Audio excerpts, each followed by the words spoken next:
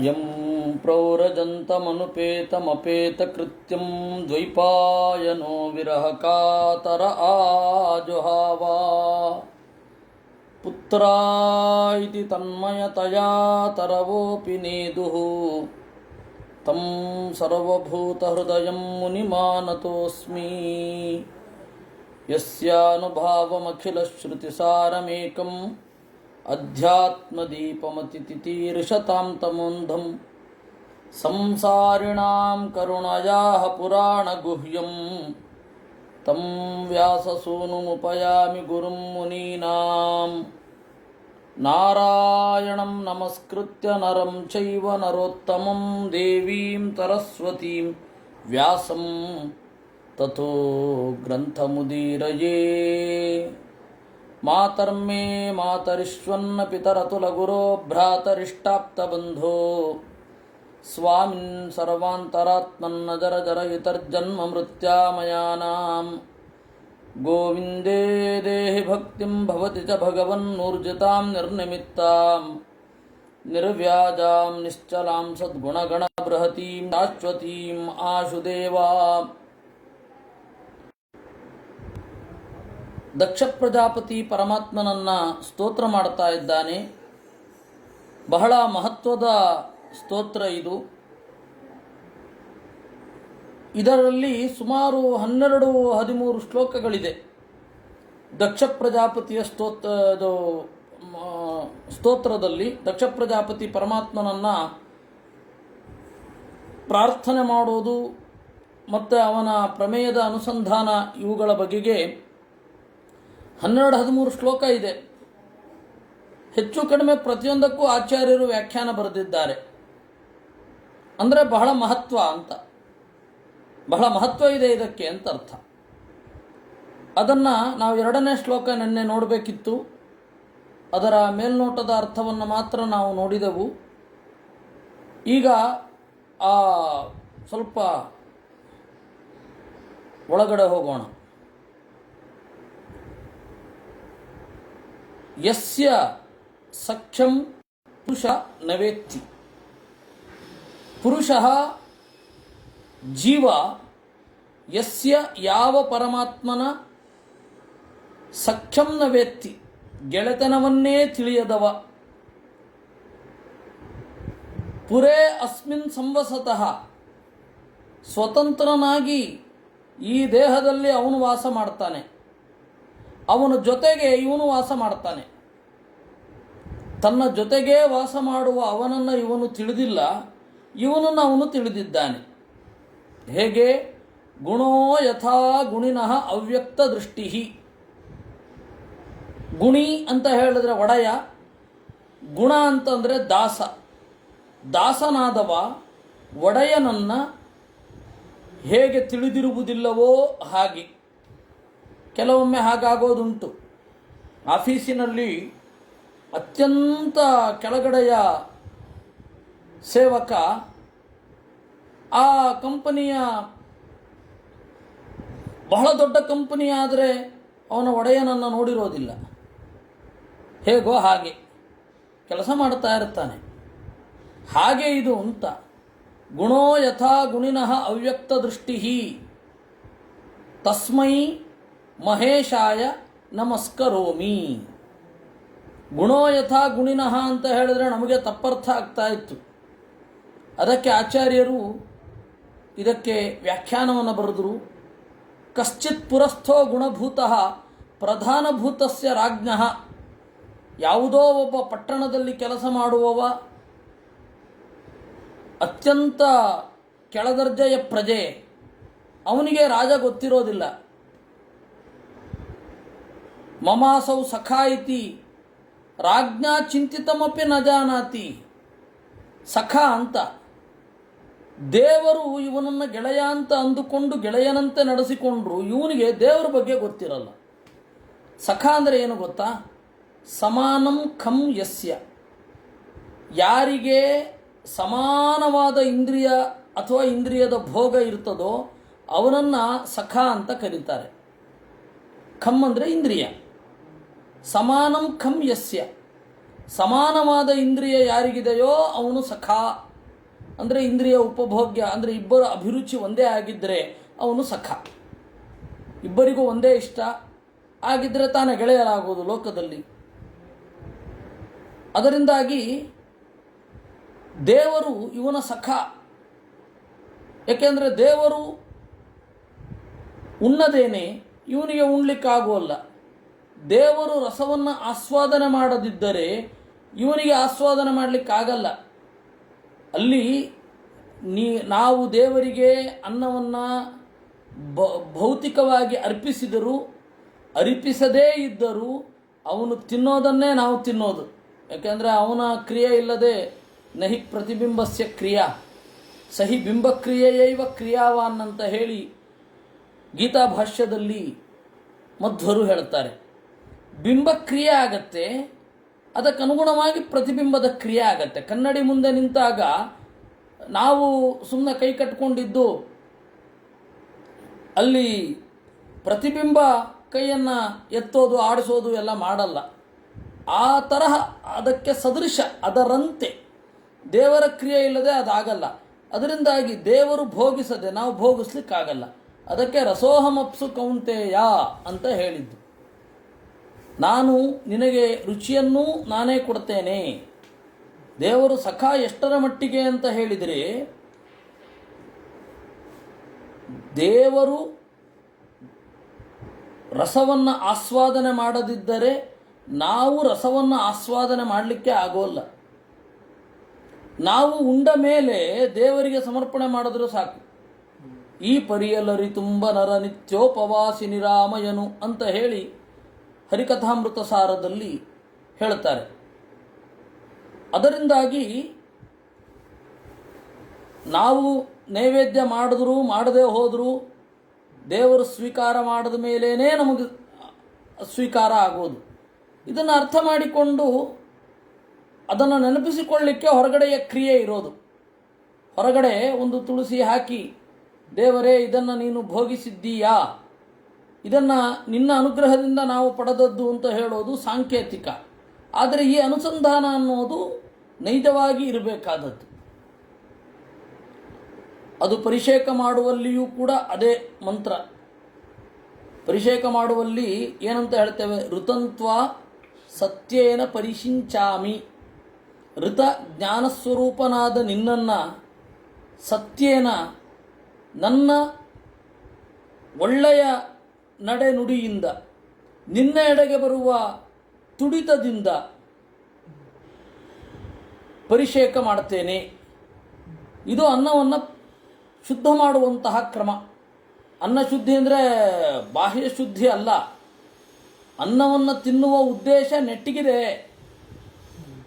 ಅಂತನ್ನುವ ಅಭಿಪ್ರಾಯ ಅದು. ನಾನು ಅನ್ನ ತಿನ್ನೋದು ಯಾಕೆ ಅಂತಂದರೆ ಒಳ್ಳೆಯ ಜೀವನ ನಡೆಸಲಿಕ್ಕಾಗಿ ಅಂತ ಅದರ ಅಭಿಪ್ರಾಯ. ಋತಂತ್ವ ಸತ್ಯೇನ ಪರಿಶಿಂಚಾಮಿ.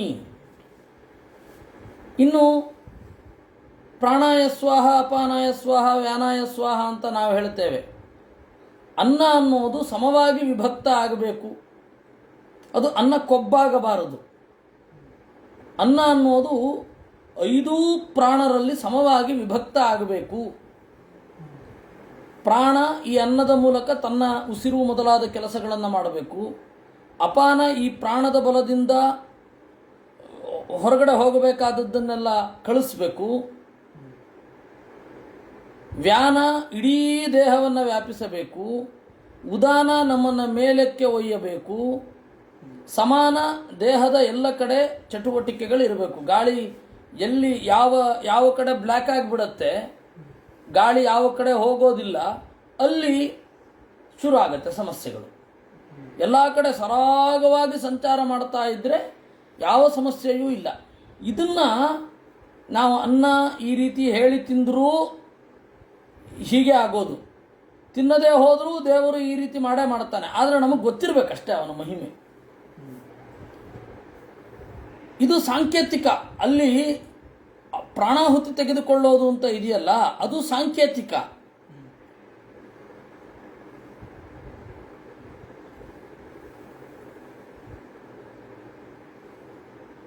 ಇನ್ನು ಇಷ್ಟರ ಮೇಲೆ ಏನು ನಡೆಯುತ್ತೆ, ಇಷ್ಟರ ಮೇಲೆ ನಡೆಯೋದು ಅದೇನಾಗತ್ತೆ, ವಾಸ್ತವಿಕ. ಮೊದಲು ಸಾಂಕೇತಿಕ, ಆಮೇಲೆ ವಾಸ್ತವ ಆಗತ್ತೆ. ಆದರೆ ನಮಗೇನು ಇದೊಂದು ಬರಡು ರುಚಿವಲ್ಲದು, ನಮಗದೊಂದು ಕ್ರಿಯೆ ಮಾಡಿಬಿಡ್ಬೇಕಷ್ಟೆ. ಈ ತರಹ ಯೋಚನೆ ಇದೆಯಾ? ಅದೆಲ್ಲ ಇಲ್ಲ.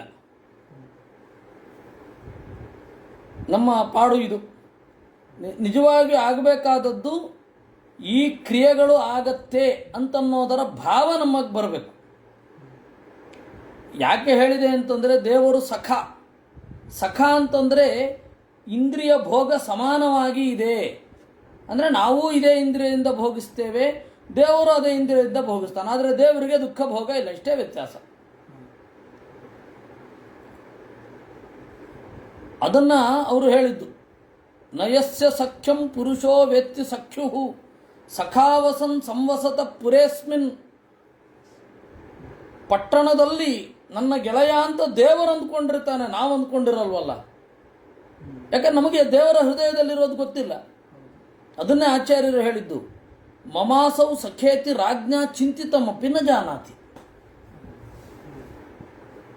ದೇವರು ನಮ್ಮನ್ನು ಪ್ರೀತಿಸ್ತಾನ ದ್ವೇಷಿಸ್ತಾನ ನಮಗೆ ಗೊತ್ತಿಲ್ಲ.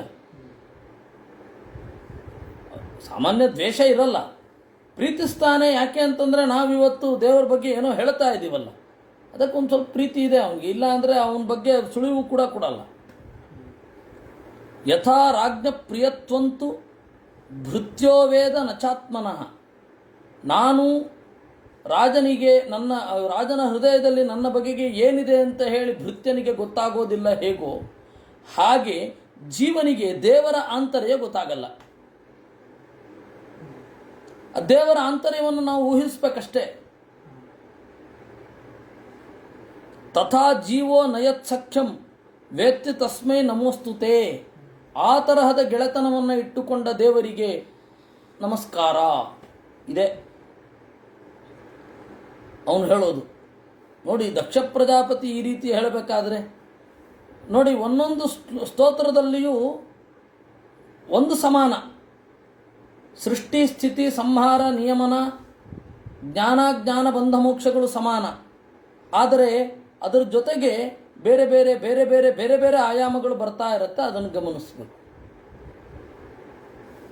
ದೇಹೋಸವೋಕ್ಷ ಮನವೋ ಭೂತ ಮಾತ್ರ ನಾತ್ಮಾನಮನ್ಯಂಚ ವಿದುಃಪರಂ ಯತ್ ಸರ್ವಂ ಪುಮಾನ್ ವೇದ ಗುಣಾಂಶ್ಚ ತಜ್ಞೋ ನ ವೇದ ಸರ್ವಜ್ಞಮನಂತಮೀಡೇ.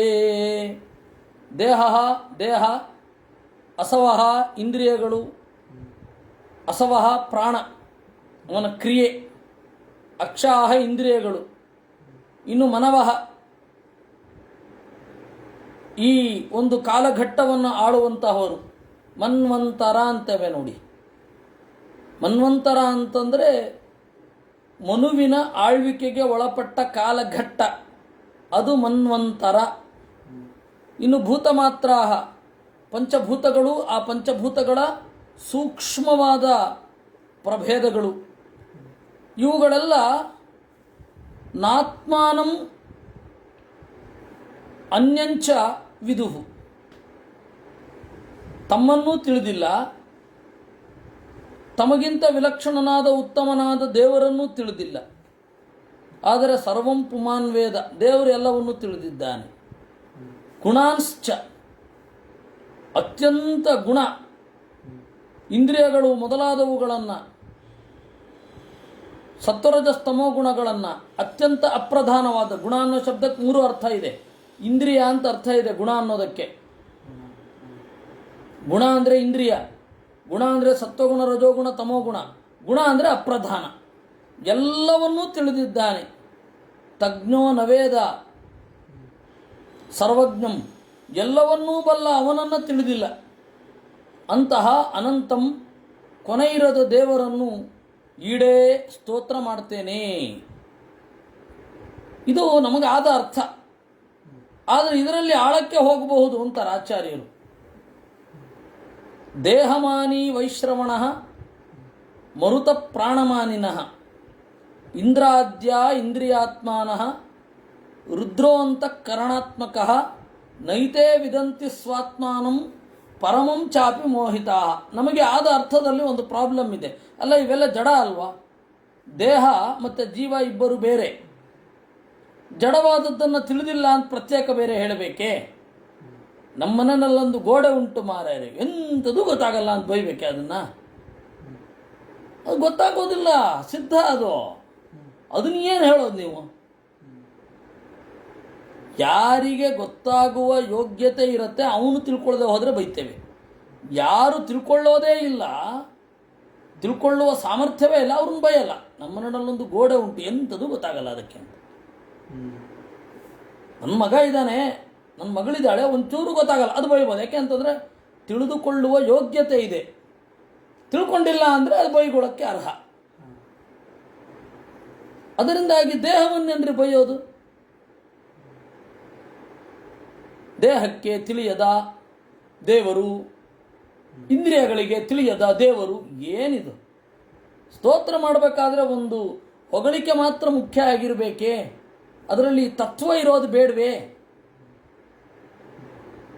ಕೆಲವೊಮ್ಮೆ ಸ್ತೋತ್ರ ಮಾಡಬೇಕು ಅಂತಂದರೆ ಏನೂ ಇರಬೇಕಾಗಿಲ್ಲ. ಇವತ್ತು ತಾರೀಖೆಷ್ಟು, ಎಷ್ಟನೇ ಡೇಟ್ ಇವತ್ತು ಹೇಳಿದೆ ನೋಡಿ. ಗಹನವಾದ ಸಂಗತಿಗಳ ನಡುವೆ ತಾರೀಖು ಕೂಡ ನೆನಪಿದೆ ನಿಮಗೆ. ತಾರೀಖು ಕೇಳಿದ್ರು, ನಂಗೆ ನೆನಪಿಲ್ಲ ಮಾರಾಯ ಅಂದೆ. ನಿಮಗೆ ಬಹಳ ದೊಡ್ಡ ದೊಡ್ಡ ಸಂಗತಿಯಲ್ಲಿರ್ತೀರಾ, ತಾರೀಖೆಲ್ಲ ಎಲ್ಲಿ ನೆನಪಿರಬೇಕು ಬಿಡಿ, ಎಂತಹ ದೊಡ್ಡ ಗುಣ ನಿಮ್ಮದು. ಒಬ್ಬ ಹೊಗಳಬೇಕು ಅಂತ ಬಯಕೆ ಇದ್ದರೆ ಏನು ಬೇಕಾದರೂ ಹೊಗಳಬಹುದು. ನಮಗೆ ಬಯಕೆ ಇರೋದು ಮುಖ್ಯ ಅಷ್ಟೆ.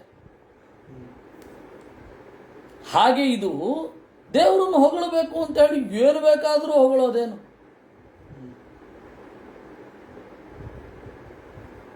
ನಮ್ಮ ದೇಹ ತಿಳಿದಿಲ್ಲ, ನಮ್ಮ ಇಂದ್ರಿಯ ತಿಳಿದಿಲ್ಲ, ಏನಿವೆಲ್ಲ? ಇದು ನಮಗೆ ಅರ್ಥ ಆಗಿದ್ದ ಮೇಲ್ನೋಟಕ್ಕೆ ಹಾಗೆ, ಆದರೆ ಅದರಲ್ಲಿ ಇಷ್ಟೊಂದು ಸಮಸ್ಯೆಗಳು. ಅದಕ್ಕೆ ಮಧ್ವಾಚಾರ್ಯರು ಭಾಷ್ಯ ಬರೆದರು, ದೇಹಮಾನಿ ವೈಶ್ರವಣ ಮರುತ ಪ್ರಾಣಮಾನಿನಃ. ಈ ದೇಹದ ಅಭಿಮಾನಿಯನ್ನು ತೆಗೆದುಕೊಳ್ಬೇಕು. ದೇಹ ತಿಳಿದಿಲ್ಲ ಅಂದರೆ ದೇಹದ ಅಭಿಮಾನಿ ತಿಳಿದಿಲ್ಲ ಅಂತ ಅರ್ಥ.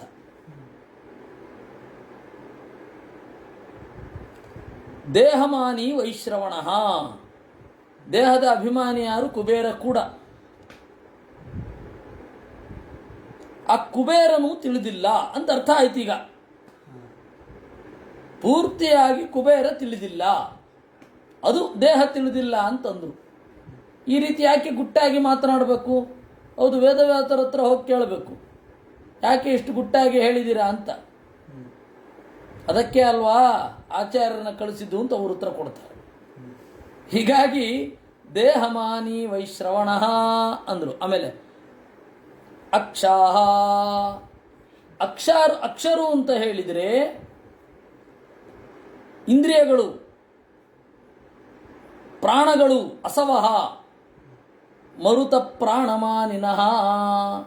ಪ್ರಾಣ, ಅಪಾನ, ವ್ಯಾನ, ಉದಾನ, ಸಮಾನ, ನಾಗ, ಕೂರ್ಮ, ಕೃಕಲ, ದೇವದತ್ತ, ಧನಂಜಯ, ಇಷ್ಟು ಜನ ಇವರನ್ನು ಮರುತರು ಅಂತ ಕೂಡ ಕರೀತಾರೆ. ಆ 49 ಜನದಲ್ಲಿಯೂ ಇವರು ಇದ್ದಾರೆ, ಕೆಲವೊಬ್ಬರು ಇಲ್ಲವೂ ಇಲ್ಲ. ಹೀಗೆ ಇವರೆಲ್ಲರೂ ತಿಳಿದಿದ್ದಾರೆ. ಇನ್ನು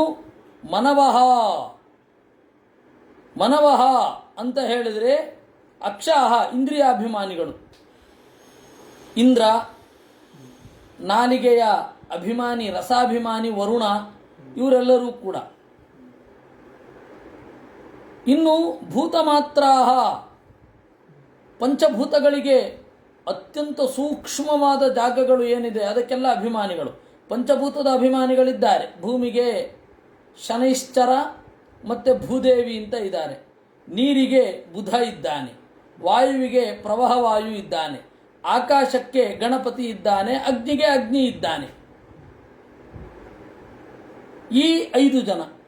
ಆಮೇಲೆ ಇವುಗಳಿಗೆ ವಿಷಯವಾಗಿರತಕ್ಕಂತಹ ಶಬ್ದಸ್ಪರ್ಶ ರೂಪರತ ಗಂಧ, ಅದಕ್ಕೆ ಅಭಿಮಾನಿಗಳಿದ್ದಾರೆ. ನಾವು ತತ್ವನ್ಯಾಸದಲ್ಲಿ ಏನೇನು ಚಿಂತನೆ ಮಾಡ್ತೇವೆ ಅದೆಲ್ಲವೂ ಅವರೆಲ್ಲ ಇದರಲ್ಲಿ ಇದ್ದಾರೆ. ಪೃಥಿವಿ ಆತ್ಮನೆ ಶನೈಶ್ಚರದರಾಭ್ಯಾಂ ನಮಃ, ಪರಾಯ ಶಬ್ದಾತ್ಮನೆ, ಪರಾಯ ವಾಗಾತ್ಮನೆ, ಹೀಗೆಲ್ಲ. ಇನ್ನು ರುದ್ರೋಂತಃಕರಣಾತ್ಮಕ, ಅಂತಃಕರಣ. ಅಂತಃಕರಣ ಅಂದರೆ ಒಳಗಣ ಇಂದ್ರಿಯ. ಯಾರು? ಸದಾಶಿವ. ಅವನು ಪೂರ್ತಿಯಾಗಿ ತಿಳಿದಿಲ್ಲ. ನೈತೇ ವಿದಂತಿ ಸ್ವಾತ್ಮಾನಂ. ಅವರೂ ಕೂಡ ದೇವರಿಲ್ಲದಿದ್ದರೆ ತಮ್ಮನ್ನು ತಿಳಿಯುವುದಿಲ್ಲ. ಪರಮಂ ಚಾಪಿ ಮೋಹಿತಾ ಜೀವಾಭಮಾನಿ ಬ್ರಹ್ಮಾತು ಸರ್ವಂ ವೇದ ಪ್ರಜಾಪತಿ. ಸರ್ವಂ ಪುಮಾನ್ ವೇದ. ಎಲ್ಲವನ್ನೂ ಪುಮಾನ್ ತಿಳಿದಿದ್ದಾನೆ, ಪುರುಷ ತಿಳಿದಿದ್ದಾನೆ. ನಾವೇನು ಅರ್ಥ ಮಾಡಿದೆವು? ಎಲ್ಲವೂ ದೇವರಿಗೆ ಗೊತ್ತು ಅಂತ. ದೇವರಿಗೆ ಮಾತ್ರ ಅಲ್ಲ. ಪುಮಾನ್ ಅಂತಂದರೆ ಜೀವಾಭಿಮಾನಿಯಾದ ಬ್ರಹ್ಮದೇವ, ಅವನು ಎಲ್ಲವನ್ನು ತಿಳಿದಿದ್ದಾನೆ. ಅಂದರೆ ಇವೆಲ್ಲವನ್ನು ತಿಳಿದಿದ್ದಾನೆ. ಗುಣಾಂಶ್ಚ, ಸತ್ವರಜಸ್ತಮೋ ಗುಣ ಮೊದಲಾದವುಗಳನ್ನು ತಿಳಿದಿದ್ದಾನೆ. ಸೋಪಿ ವೇದ ಹರಿಂ ನೈವ. ಹೀಗೆ ಅದನ್ನು ತಜ್ಞ ತಿಳಿದವನು ನವೇದ, ದೇವರನ್ನು ಪೂರ್ತಿಯಾಗಿ ತಿಳಿದಿಲ್ಲ. ಆದರೆ ಅವನು ಇವರೆಲ್ಲರನ್ನು ತಿಳಿದಿದ್ದಾನೆ. ಅಂತಹ ಅನಂತ ಎನಿಸಿದ ದೇವರನ್ನು ಈಡೇ ಸ್ತೋತ್ರ ಮಾಡ್ತೇನೆ. ಇದು ದಕ್ಷ ಪ್ರಜಾಪತಿಯ ಸ್ತೋತ್ರ. ನಮಗೆ ಇಲ್ಲಿ ಈ ಸ್ತೋತ್ರ ಯಾಕೆ ಮುಖ್ಯ ಆಗತ್ತೆ ಅಂತಂದರೆ,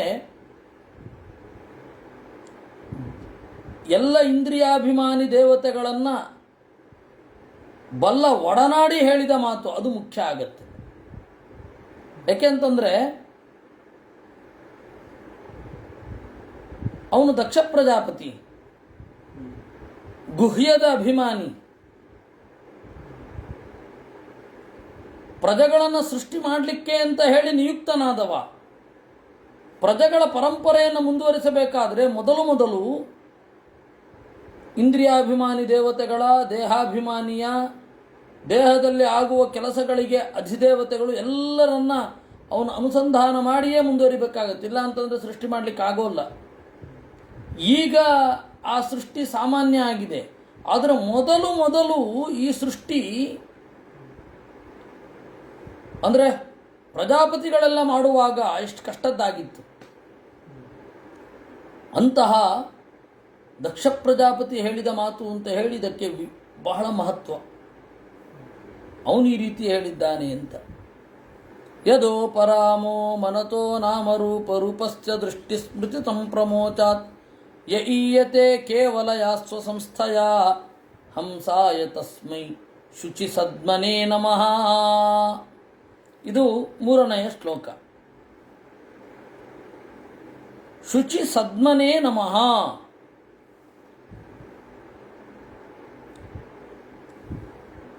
ಶುಚಿ ಮುಖ್ಯ ಪ್ರಾಣನಲ್ಲಿ ಸದ್ಮ ನೆಲೆಗೊಂಡವ, ಮುಖ್ಯ ಪ್ರಾಣನನ್ನೇ ಮನೆಯಾಗಿ ಹೊಂದಿರುವವ ಶುಚಿ ಸದ್ಮ. ಶುಚಿ ಸದ್ಮನೇ, ಅಲ್ಲಿ ಇರುವ ದೇವರಿಗೆ ನಮಸ್ಕಾರ. ಯದೋ ಪರಾಮಹ ಮನಸಃ ಅಂದರು.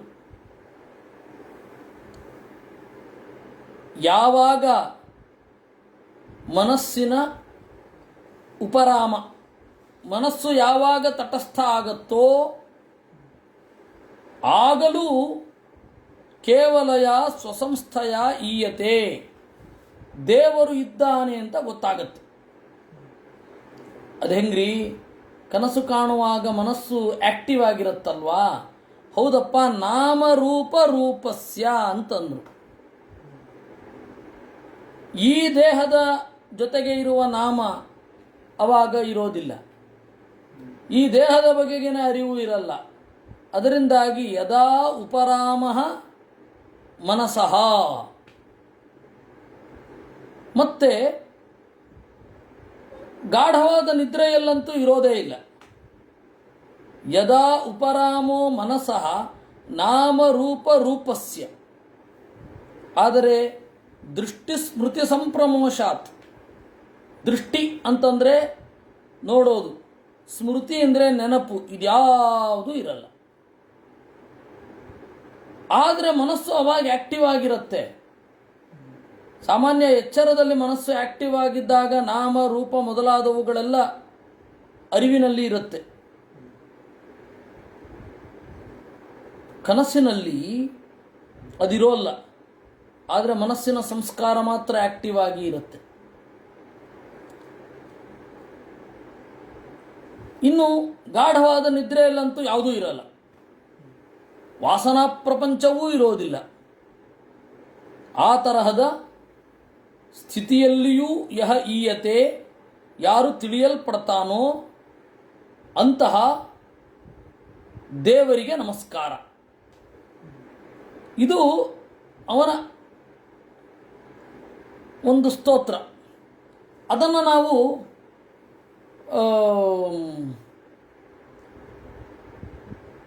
ತಾತ್ಪರ್ಯದ ಹಿನ್ನೆಲೆಯಲ್ಲಿ ನೋಡೋಣ. ಕೇವಲಯ ಸ್ವಸಂಸ್ಥಯ, ಕೇವಲ ಸ್ವರೂಪಭೂತವಾದ ಅಸ್ತಿತ್ವದಿಂದ ಕೂಡಿರುವ ದೇವರನ್ನು ಇವನು ಕಾಣ್ತಾನೆ.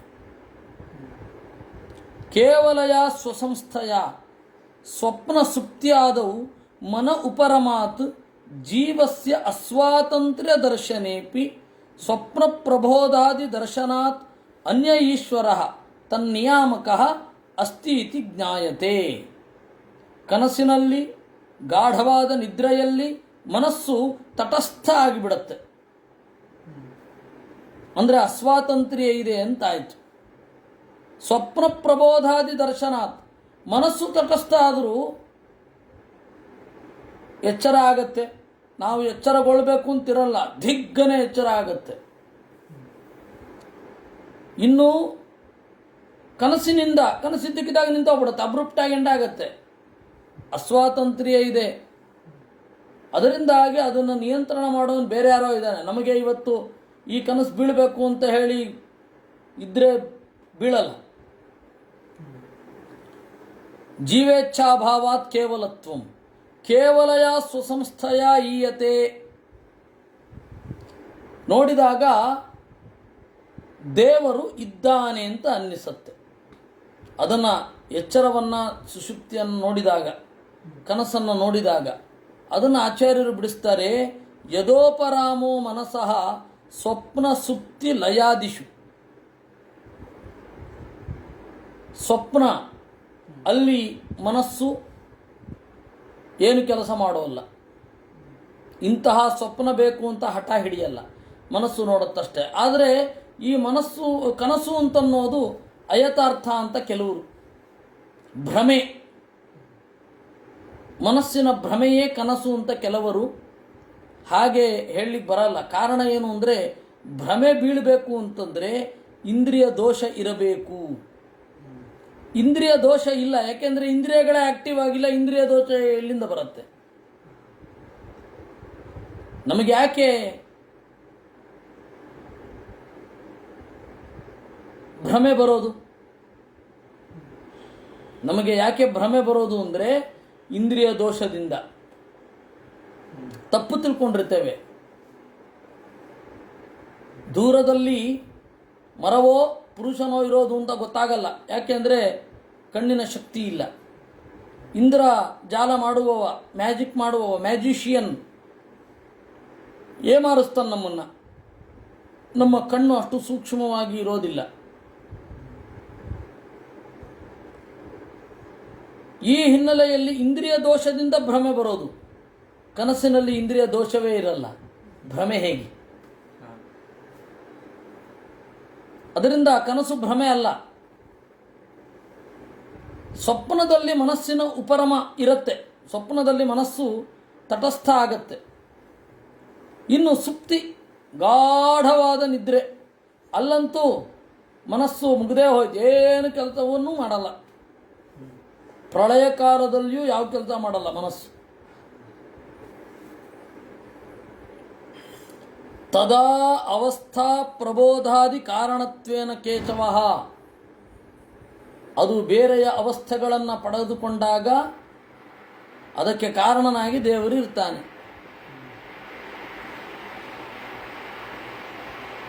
ಅಸ್ವಾತಂತ್ರ್ಯಾತ್ತು ಜೀವಸ್ಯ ವಿದ್ಯತೆ ಅನ್ಯ ನಿಯಾಮಕಃ. ಜೀವನ ಅಸ್ವಾತಂತ್ರ್ಯ ಅಲ್ಲಿ ಗೊತ್ತಾಗತ್ತೆ. ಅದರಿಂದಾಗಿ ಇನ್ನೊಬ್ಬ ನಿಯಾಮಕನಿದ್ದಾನೆ ಅಂತ ಬುದ್ಧಿವಂತ ಒಬ್ಬ ತಿಳಿತಾನೆ. ಜೀವ ಪ್ರವೃತ್ತ್ಯಾನುಕೂಲ್ಯಾತ್ ಜ್ಞಾಯತೆ ಸೌ ತದಾ ಪ್ರಭು. ಜೀವ ಪ್ರವೃತ್ತಿಗೆ ಆನುಕೂಲ್ಯ ಇರೋದಿಲ್ಲ, ಅವಾಗ ದೇವರನ್ನು ಹೀಗೆ ತಿಳಿತಾನೆ. ಓ, ನನಗಿಂತ ಇನ್ಯಾರೋ ಒಬ್ಬ ಇದ್ದಾನೆ ಅಂತ ತಲೆ ಸಮ ಇರುವವನಿಗೆ. ಇಲ್ಲಾಂದ್ರೆ ಗೊತ್ತೇ ಆಗಲ್ಲ, ಅದ್ರ ಬಗ್ಗೆ ಯೋಚನೆಯೇ ಇಲ್ಲ. ಇದು ಹರಿವಂಶದಲ್ಲಿದೆ. ಅದರಿಂದಾಗಿ ಈ ಶ್ಲೋಕಕ್ಕೆ ಈ ರೀತಿ ಅರ್ಥ. ಮತ್ತೆ ಈ ಶ್ಲೋಕಕ್ಕೆ ಬರೋಣ.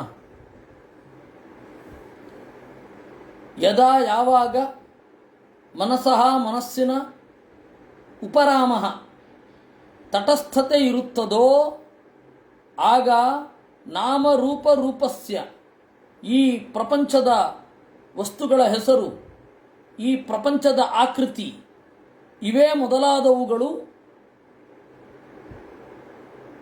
ಏನು ಬರಲ್ಲ. ಯಾಕೆ? ದೃಷ್ಟಿ ಸ್ಮೃತಿ ಸಂಪ್ರಮೋಚಾತ್. ಕಣ್ಣು ಇರೋದಿಲ್ಲ, ನೆನಪು ಇರೋದಿಲ್ಲ. ಯೀಯತೆ ಕೇವಲಯ ಸ್ವಸಂಸ್ಥಯ. ಯಾರು ಸ್ವಸಂಸ್ಥಯ ಕೇವಲಯ ತನ್ನ ಸ್ವರೂಪಭೂತವಾದ ಪ್ರಜ್ಞೆಯಿಂದ ಇದ್ದಾನೆ ಅಂತ ತಿಳಿಯಲ್ಪಡ್ತಾನೋ ಅಂತಹ ತಸ್ಮೈ, ಅಂತಹ ಶುಚಿ ಸದ್ಮನೆ, ಪ್ರಾಣವಾಯುವಿನಲ್ಲಿ ನೆಲೆಗೊಂಡ, ಮುಖ್ಯ ಪ್ರಾಣನಲ್ಲಿ ನೆಲೆಗೊಂಡ ಹಂಸಾಯ, ಯಾವ ದೋಷಗಳೂ ಇರದ ಆ ಪರಮಾತ್ಮನಿಗೆ ನಮಃ ನಮಸ್ಕಾರ.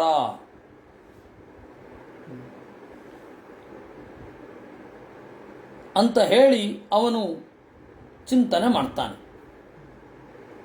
ಇನ್ನು ದಕ್ಷ ಪ್ರಜಾಪತಿಯ ಮುಂದಿನ ಚಿಂತನೆ ಹೀಗಿದೆ. ಮನೀಚಿಣೋಂತರ ಹೃದಯ ಸನ್ನಿವೇಶಿತಂ ಸ್ವಶಕ್ತಿಭಿಃ ನವಭಿಶ್ಚ ತ್ರಿವೃದ್ಭಿಃ ವಹ್ನಿಂ ಯಥಾ ದಾರುಣಿ ಪಾಂಚದಶ್ಯಂ ಮನೀಷಯ ನಿಷ್ಕಸಂತೀಹ ಗೂಢಂ. ಮನೀಷಿಣಃ ಜ್ಞಾನಿಗಳು ಅಂತರ್ಹೃದಿ ಜೀವನ ಹೃದಯದಲ್ಲಿ ಸನ್ನಿವೇಶಿತಂ ನೆಲೆಗೊಂಡ ದೇವರನ್ನು ನಿಷ್ಕಷಂತಿ ಚೆನ್ನಾಗಿ ತಿಳಿಯುತ್ತಾರೆ. ಗೂಢಂ ನಿಷ್ಕಷಂತಿ, ಹೃದಯದ ಒಳಗಡೆ ಅಡಗಿರುವ ದೇವರನ್ನು ತಿಳಿತಾರೆ. ತ್ರಿವೃದ್ಭಿಃ ನವಭಿಃ ಸ್ವಶಕ್ತಿಭಿಃ.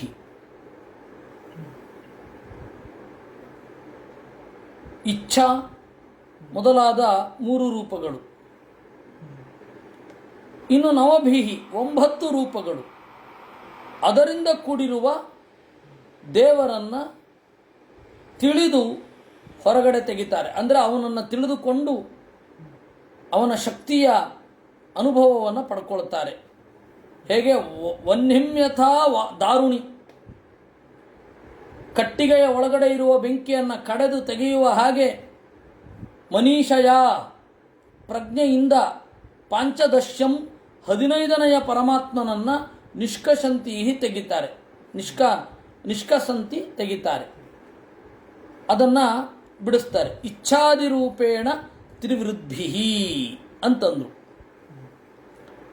ಜ್ಞಾನ, ಇಚ್ಛಾ, ಕ್ರಿಯಾ ಅಂತ ಪ್ರತಿಯೊಬ್ಬ ಜೀವರಲ್ಲಿ ದೇವರು ಈ 3 ಶಕ್ತಿಗಳಿಂದ ಇರ್ತಾನೆ. ಹೀಗಾಗಿ ಆ ಜೀವರಿಗೆ ಜ್ಞಾನ, ಇಚ್ಛಾ, ಕ್ರಿಯೆ ಇದ್ದೇ ಇರುತ್ತೆ. ಅವರವ್ರ ಲೆವೆಲಲ್ಲಿ ಇದ್ದೇ ಇರುತ್ತೆ. ಯಾಕೆಂದರೆ ದೇವರು ಆ ಶಕ್ತಿಗಳಿಂದ ಕೂಡಿಕೊಂಡು ಹೃದಯದಲ್ಲಿ ಸನ್ನಿಹಿತನಾಗಿರ್ತಾನೆ. ಜ್ಞಾನ, ಇಚ್ಛಾ, ಕ್ರಿಯಾ, ಅದರಿಂದಾಗಿ 3 ಶಕ್ತಿಗಳಿಂದ ಕೂಡಿರುವ. ಇನ್ನು ನವಭಿಹಿ 9 ಶಕ್ತಿಗಳಿಂದ ಕೂಡಿದ್ದಾನೆ. ವಿಮಲ, ಉತ್ಕರ್ಷಿಣಿ, ಜ್ಞಾನ, ಕ್ರಿಯಾ, ಯೋಗ, ಪ್ರಹ್ವಿ, ಸತ್ಯ, ಈಶಾನ, ಅನುಗ್ರಹ. 9 ಶಕ್ತಿಗಳು. ದೇವರ ಒಂದೊಂದು ವಿಮಲ ಅಂತ ಹೇಳಿ ದೇವರ ಸ್ವರೂಪಭೂತವಾದ ಶಕ್ತಿ ಮತ್ತು ದೇವರ ರೂಪ. ಇದು ಲಕ್ಷ್ಮಿಯ ರೂಪವೂ ಹೀಗೊಂದಿದೆ ಈ ಹೆಸರಿನಲ್ಲಿ. ವಿಮಲ ಜೀವವನ್ನು, ಮನಸ್ಸನ್ನು, ದೇಹವನ್ನು ಶುದ್ಧ ಮಾಡುವಂತಹ ರೂಪ. ಇನ್ನು ಉತ್ಕರ್ಷಿಣಿ, ಮೇಲ್ಗಡೆ ಒಯ್ಯುವಂತಹ ರೂಪ. ಮಾನಸಿಕವಾಗಿ, ದೈಹಿಕವಾಗಿ ಇತ್ಯಾದಿ ಇತ್ಯಾದಿಗಳು. ಜ್ಞಾನ, ಕ್ರಿಯಾ, ಯೋಗ, ಜೋಡಿಸುವಂತಹ ಶಕ್ತಿ. ಪ್ರಹ್ವಿ, ಗುಣಗಳನ್ನು ಕಂಡು ಬಾಗಿಸುವಂತಹ ಶಕ್ತಿ. ಆ ಪ್ರಹ್ವಿ ಕೆಲಸ ಮಾಡದೆ ಹೋದರೆ ಎಂತಹ ಗುಣವಂತನೇ ಬರಲಿ ಬಾಗೋಲ್ಲ ಅಂತ ಮನಸ್ಸು ತೀರ್ಮಾನ ಮಾಡಿಬಿಡತ್ತೆ. ಪ್ರಹ್ವಿ. ಇನ್ನು ಸತ್ಯ, ನಿರ್ದುಷ್ಟವಾದ ಶಕ್ತಿ. ಅದರಲ್ಲಿ ಯಾವ ದೋಷ ಇಲ್ಲ. ಅಸ್ವಾತಂತ್ರ್ಯ, ಅಪೂರ್ಣತೆ ಯಾವುದೂ ಇಲ್ಲ. ಈಶಾನ, ಸರ್ವಸಮರ್ಥ. ಅನುಗ್ರಹ, ಎಲ್ಲರನ್ನು ಗ್ರಹಿಸುವಂಥದ್ದು. ಈ ತರಹದ 9 ಶಕ್ತಿಗಳಿಂದ ಕೂಡಿದ್ದಾನೆ. ಇದನ್ನು ನಾವು ದೇವರ ಪೂಜೆಯಲ್ಲಿ ಮಾಡುತ್ತೇವೆ. ಪೀಠ ಪೂಜೆಯಲ್ಲಿ ಮಾಡುತ್ತೇವೆ. ದೇವರು ಇದರಿಂದ ಸುತ್ತುವರೆದು ಇದ್ದಾನೆ, ಈ ಶಕ್ತಿಗಳಿಂದ ಸುತ್ತುವರೆದು ಇದ್ದಾನೆ ಅಂತ ಪೀಠ ಪೂಜೆಯಲ್ಲಿ ಮಾಡುತ್ತೇವೆ. ಈ ತರಹದ ದೇವರನ್ನು ತಿಳ್ಕೊಳ್ತಾರೆ. ಮತ್ತೆನ್ನಂತಹನು ದೇವರು ಪಾಂಚದಶ್ಯಂ, 10 ಇಂದ್ರಿಯಗಳು, ಮನಸ್ಸು, ಬುದ್ಧಿ, ಅಹಂಕಾರ, ಚಿತ್ತ, ಇವಿಷ್ಟು 14 ಆಯಿತು. ಈ ಇಷ್ಟನ್ನು ನಿಯಂತ್ರಣ ಮಾಡುವ ದೇವರು 15ನೆಯವ, ಪಾಂಚದಶ್ಯ. ಈ 15ನೆಯವನನ್ನು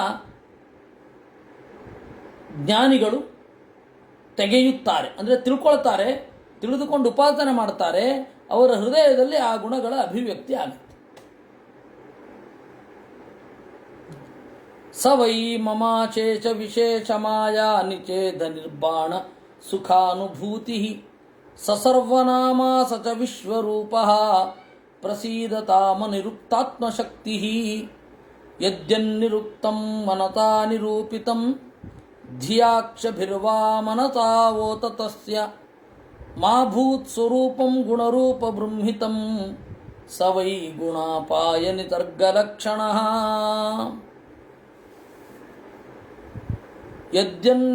ಸ ವೈ ಮಮ ಅಶೇಚ ವಿಚೇಚ ಮಾಯಾ ನಿಷೇಧ ನಿರ್ಬಾಣ ಸುಖಾನುಭೂತಿ. ಅಶೇಷ ಎಲ್ಲ ತರಹದ ವಿಶೇಷ ಮಿತಿಗಳು ಅಂತ ಅರ್ಥ. ಇಲ್ಲಿ ವಿಶೇಷ ಅನ್ನೋದಕ್ಕೆ ಮಿತಿ, ವಿಶಿಷ್ಟವಾದ ಶೇಷ.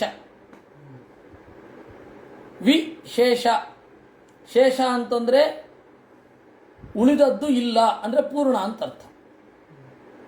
ಶೇಷ ಅಂದರೆ ಉಳಿದದ್ದು. ವಿಶೇಷ, ವಿಶಿಷ್ಟವಾದ ಶೇಷ ಅಂತ ಹೇಳಿದರೆ ಬೇರೆಯವರಿಂದ ಉಳಿದಿದೆ, ಬೇರೆಯವರಿಗಿಂತ ಉಳಿದಿದೆ, ಅಥವಾ ಬೇರೆಯದ್ದಕ್ಕಿಂತ ಉಳಿದಿದೆ. ಅದರಿಂದಾಗಿ ಇಲ್ಲಿ ವಿಶೇಷ ಅಂತ ಹೇಳಿದರೆ ಏನರ್ಥ? ಇಯತ್ತ. ಅದನ್ನು ಆಚಾರ್ಯರು ಹೇಳಿದ್ರು, ಇಯತ್ತಾತು ವಿಶೇಷ ಸ್ಯಾತ್ ಅಂತ. ಇಯತ್ತ ಅಂದರೆ ಮಿತಿ. ಅಶೇಷ ವಿಶೇಷ ಮಾಯಾ ನಿಷೇಧ ನಿರ್ಬಾಣ ಸುಖಾನುಭೂತಿ. ಇದರ ವಿಶೇಷ ಮತ್ತು ಮಾಯೆ, ಪ್ರಕೃತಿಯ ಬಂಧನ, ಇವುಗಳಿರದ ಸುಖಾನುಭೂತಿ ಯಾರಿಗಿದೆಯೋ ಅಂತಹ ಸರ್ವನಾಮ, ಎಲ್ಲ ಹೆಸರುಗಳಿಂದ ಪ್ರತಿಪಾದ್ಯನಾದ ವಿಶ್ವರೂಪ, ಎಲ್ಲಕ್ಕೂ ರೂಪವನ್ನು ಕೊಡುವ ಅನಿರುಕ್ತಾತ್ಮಶಕ್ತಿ, ಇಷ್ಟೇ ಅಂತ ಹೇಳಲಾಗದ ಸ್ವರೂಪಭೂತವಾದ ಶಕ್ತಿ ಇರುವ ಪರಮಾತ್ಮ ಮಮ ಪ್ರಸೀದತಾಂ, ನನ್ನಲ್ಲಿ ಪ್ರಸನ್ನನಾಗಲಿ. ಯದ್ಯನ್ನಿರುಕ್ತಂ ವಚಸಾ ನಿರೂಪಿತಂ ಧಿಯಾ ಅಕ್ಷಭಿರ್ವಾ ಮನಸಾ ಓತತಸ್ಯ. ನಾವು ಮಾತಿನಲ್ಲಿ ನಿರೂಪಣೆ ಮಾಡಿದ್ದು, ಪ್ರಜ್ಞೆಯಿಂದ ಊಹಿಸಿದ್ದು, ಬುದ್ಧಿಯಿಂದ ಕಂಡದ್ದು, ಇಂದ್ರಿಯದಿಂದ ನಿರೂಪಿಸಿದ್ದು, ಇದು ಯಾವುದೂ ಕೂಡ ದೇವರ ಸ್ವರೂಪ ಅಲ್ಲ. ಇದೆಲ್ಲದಕ್ಕಿಂತ ಮಿಗಿಲಾಗಿದೆ. ಆ ತರಹದ ಗುಣ ರೂಪದಿಂದ ತುಂಬಿರುವ ಆ ಪರಮಾತ್ಮನ ಸ್ವರೂಪ ಎಲ್ಲಕ್ಕಿಂತ ವಿಶಿಷ್ಟವಾಗಿದೆ. ಅವನು ಗುಣ, ಅಪಾಯ, ನಿಸರ್ಗ ಲಕ್ಷಣ, ಸತ್ವರಜಸ್ತಮೋ ಗುಣಗಳಿರದ ಸ್ವಾಭಾವಿಕವಾದ ಗುಣಗಳಿಂದ ತುಂಬಿರುವವ. ಗುಣ, ಸತ್ವರಜಸ್ತಮೋ ಗುಣ, ಅವುಗಳ ಅಪಾಯ ಇಲ್ಲದಿರುವಿಕೆ ಅವನ ನಿಸರ್ಗ ಲಕ್ಷಣ, ಸಹಜವಾದ ಲಕ್ಷಣ.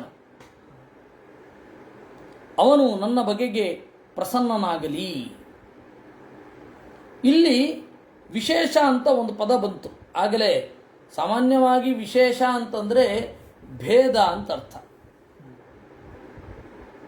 ವಿಶೇಷಣ ಅಂತಂದರೆ ಭೇದವನ್ನು ತಿಳಿಸುವಂಥದ್ದು.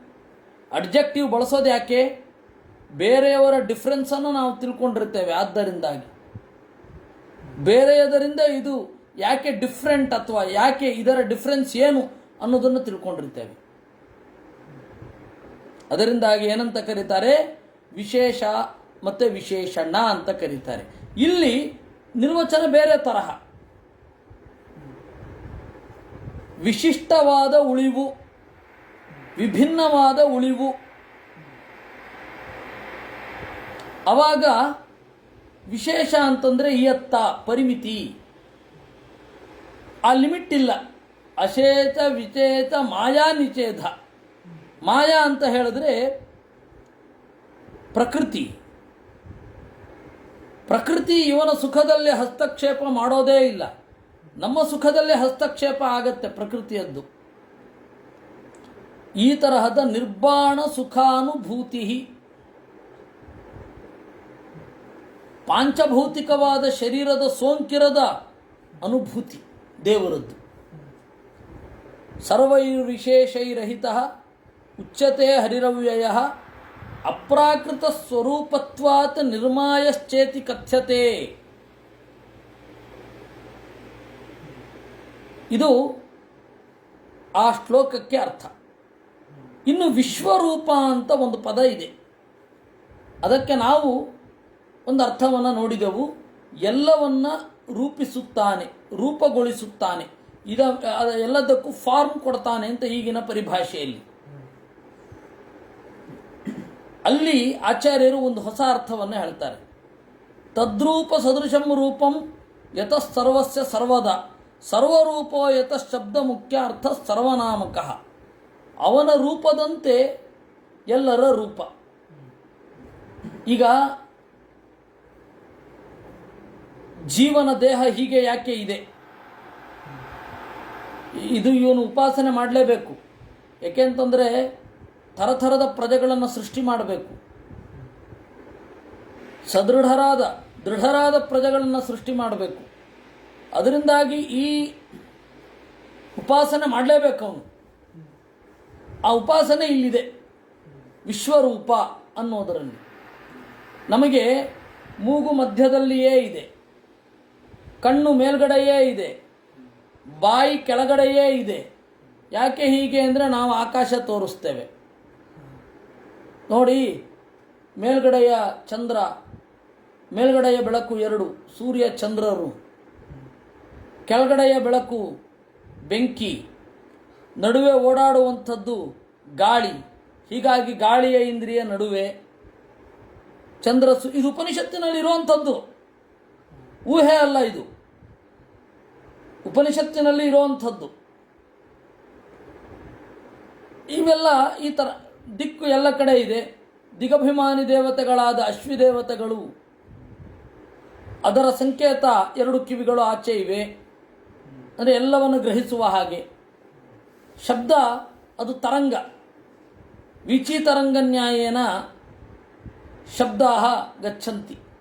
ಶಬ್ದಗಳು ನಮಗೆ ಗೋಚರ ಆಗೋದು ಹೇಗೆ ಅಂತಂದರೆ, ಕಲ್ಲನ್ನು ಬಿಸಾಡಿದಾಗ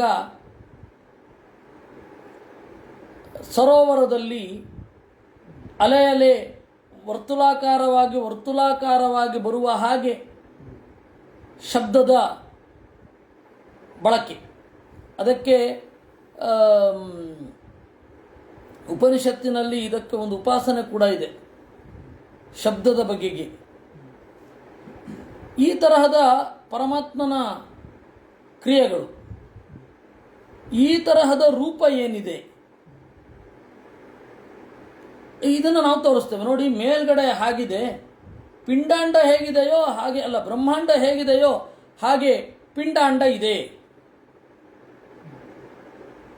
ಜಗತ್ತು ಯಾವ ಆಕಾರವನ್ನು ಪಡೆದಿದೆ ಆ ಆಕಾರ ದೇಹಕ್ಕಿದೆ.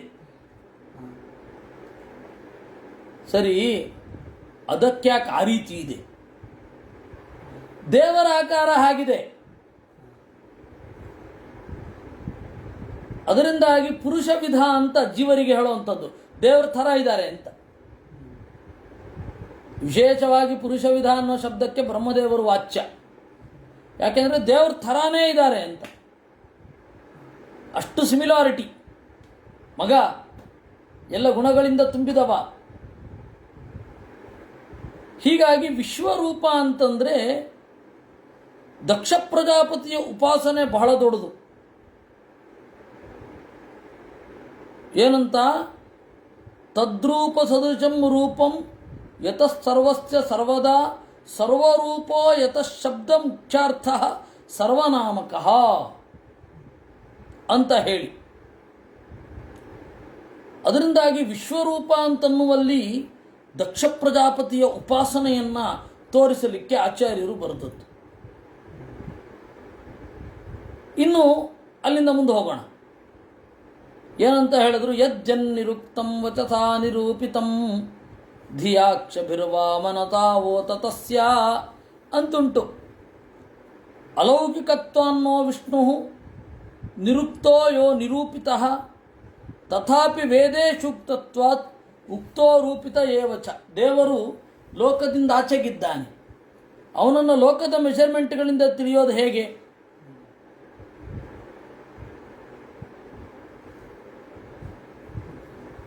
ನಮ್ಮ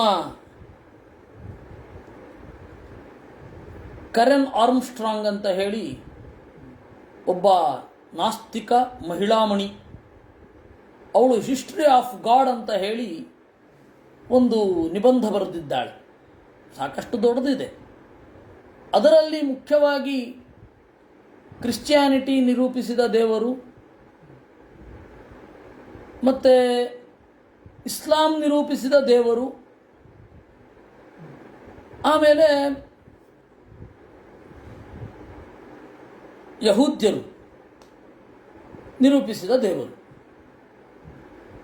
ಆ ದೇವರನ್ನು ಇಟ್ಟುಕೊಂಡು ಅವಳು ಚಿಂತೆ ಮಾಡ್ತಾಳೆ, ಈ ದೇವರು ನಮ್ಮ ನಿಮ್ಮ ಅಳವಿಗಿಂತ ಬೇರೆ ಅಂತ ನಮಗೆ ಅನಿಸೋಲ್ಲ. ಈ ದೇವರು ನಮ್ಮ ಲೆವೆಲಲ್ಲೇ ನಾವು ಚಿಂತನೆ ಮಾಡಿದ್ದೀವಿ ಅಂತ. ಎಲ್ಲರೂ ಈ ಮೂರು ಅಂದರೆ ಅವಳಿಗೆ ಇದು ಗೊತ್ತಿಲ್ವಲ್ಲ, ಪ್ರಾಚೀನ ಭಾರತದ ಪದ್ಧತಿ ಗೊತ್ತಿಲ್ಲ. ಗೊತ್ತಿದ್ರೂ ಕೂಡ ಇದು ಭಾಷ್ಯ ರೂಪದಲ್ಲಿ ಅದನ್ನೆಲ್ಲ ಅವಳು ಓದಿದವಳಲ್ಲ. ಇನ್ನು ಭಾರತದ ಋಷಿಗಳು ನೇತಿ ನೇತಿ ಆತ್ಮ ಇದಲ್ಲ ಇದಲ್ಲ ಅಂತಾರೆ, ಅದು ಉತ್ತರನೇ ಅಲ್ಲ ಅಂತಾಳೆ. ಪಾಪ ಅವಳು ಗೊತ್ತಿಲ್ಲ, ಗೊತ್ತಿರೋದನ್ನು ಬರೆದಿದ್ದಾಳೆ. ಅವಳು ಹೇಳ್ತಾಳೆ, ದೇವರು ನಮ್ಮ ಅಳಿವಿನಿಂದ ಆಚೆ ಇಲ್ಲವೇ ಇಲ್ಲ. ನಮ್ಮ ಮಿತಿ ಏನಿದೆ, ನಮ್ಮ ಥರನೇ ದೇವರು ಯೋಚನೆ ಮಾಡ್ತಾನೆ ನಾವು ಅಂದ್ಕೊಂಡಿದ್ದೀವಿ. ಅಂದರೆ ದೇವರು ಅಂದರೆ ಯಾರು? ನಮ್ಮ ಪ್ರಜ್ಞೆಯೇ ಅಂತ ಅವಳು ವಾದ. Our intelligence is God. ಇದು ಅವಳು ತಲೆ ಓಡಿದ ಹಾಗೆ. ಇದನ್ನು ನೋಡಿದ ಮೇಲೆ ಆ ತಲೆ ಓಡಿದ ಹಾಗೆ.